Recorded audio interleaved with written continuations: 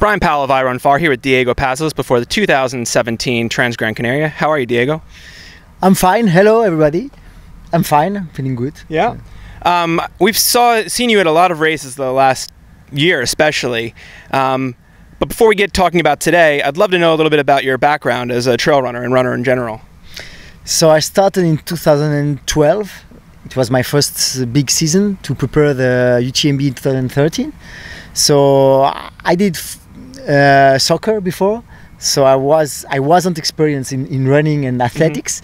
So I started like that in 2012, and then I improved a lot the past, I think, 3-4 years, and now I'm really feeling like a real trail runner. And, and that's the point. I will see what are my limits and do some nice challenges, discover very nice places, and that's my aim. Yeah. So why did you take up trail running in the first place? Why, you mean? Because I did 22 years of soccer, and I wanted new challenges and adventures. You know, I want to discover new places and to get to know myself better. So I think trail running is the best sport to do that. And endurance, I feel good with endurance. I feel better and better with the distance. Now, how did you know of trail running? Did you see certain races around it, or did you have friends, or how did you first learn of it?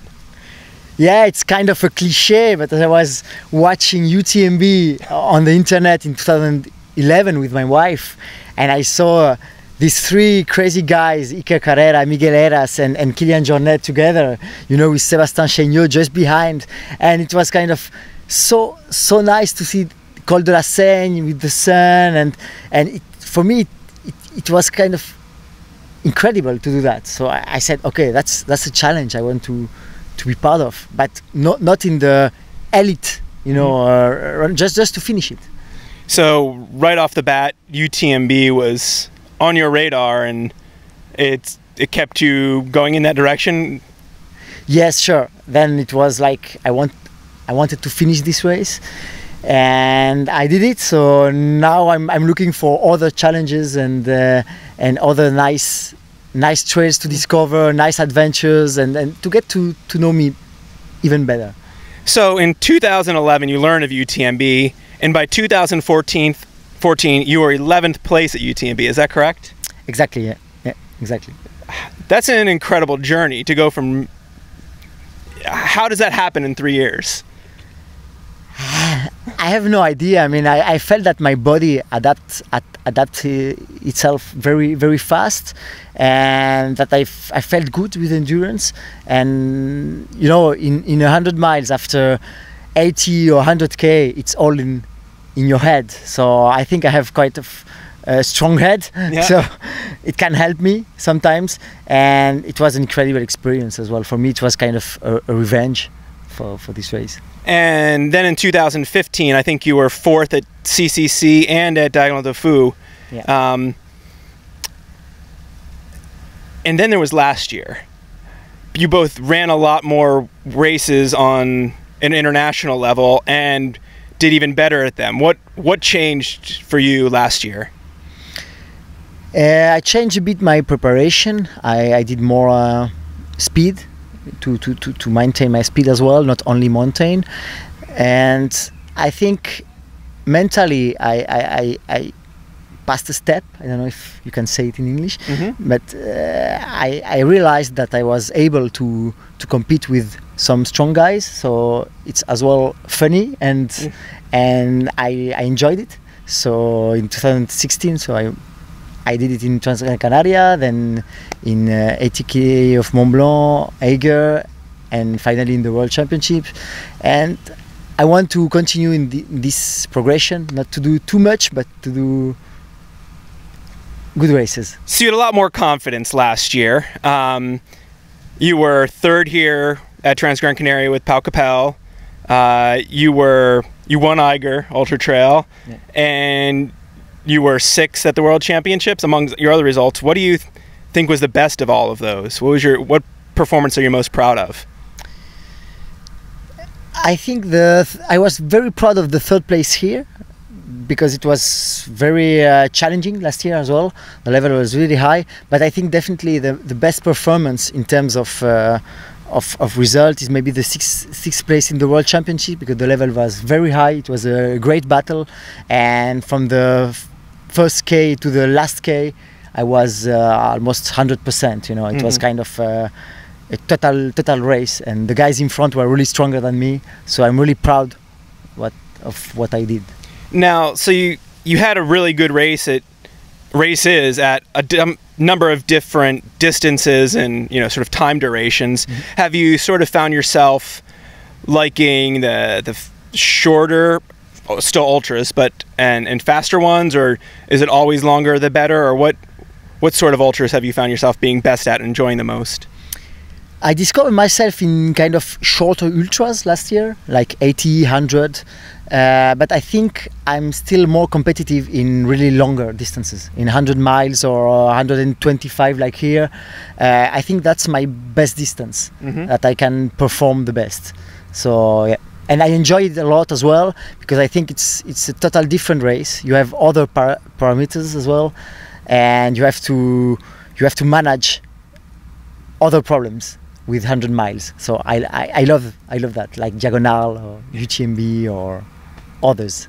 Now, this 125 kilometers here on Saturday, and it's February. How do you prepare? And it's very mountainous. How do you prepare for a race like that, through the winter in Switzerland? It's very hard. You touch the point. I mean, we have a lot of snow, so you cannot go high. And I did one preparation race in south of France, where I could run. It was a 45k, and then I came here 1 month ago just to see the track in 3 days with Jordi and Pau. So it was very nice, and I could do a bit of elevation. But it's always, you never know, how you will react. Last year it was good. This year we will see. I feel good, but you never know. Maybe not enough elevation. Maybe it's good. It's hard in the winter. Yeah, so. But you obviously prepared enough for the challenges of last year's race. How specifically do you get that training in? Do you find short hills and sort of do repeats on them? Do you find stairs, or what does that look like? Yeah, I do short hills. I mean, I'm working in Bern and living in Lausanne, so I'm training at midday in Bern, and I have short hills there, so I do more like intervals in short hills. I try to, not so much stairs, but try to change. Maybe I do a bit of ski as well, and biking inside sometimes, but mostly small hills. Yeah. And that's enough to prepare your quads for all the descending? Hopefully. Yeah. Yeah. Last year it was, and I think yes. I think yes. So this year's race, we have a lot of the same top finishers from last year's coming back. Is that exciting, or is it daunting, or? Very exciting. Yeah. I mean, since last year, I really enjoy to be with the top runners and to compete with top runners, because I think it's the best way to know where you are and how do you feel, and I'm really enjoying. It's going to be a really tough race. If you don't feel good, you can be away from the 20th position maybe, but it's always funny to fight with them and to maybe to run with guys that you're not used to run, and to get to know them a bit, to talk with them before, after the race. It's always nice. Yeah, so last year you were here and finished with Pau Capell, and it's not the first time that you finished with another runner. This is a race. What makes you compelled to cross the line with other runners?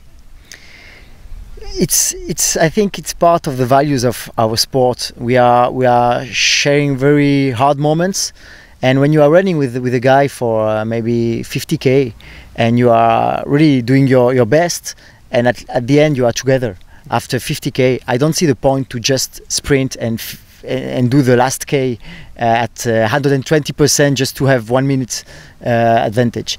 It's different if you are running alone and somebody comes from behind, or you are joining somebody here you can do the race effectively, but it depends on the moment. I mean, I don't plan it. It's just like I like to share. I like to spend nice moments in the mountains with nice guys, and that's why I do this sport. I mean.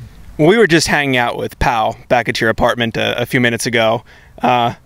Who's going to finish ahead of the other? That's the point, Joker. We'll see. He's strong. He's very strong. I feel good. There are other many runners. So if we can run a bit together, very good.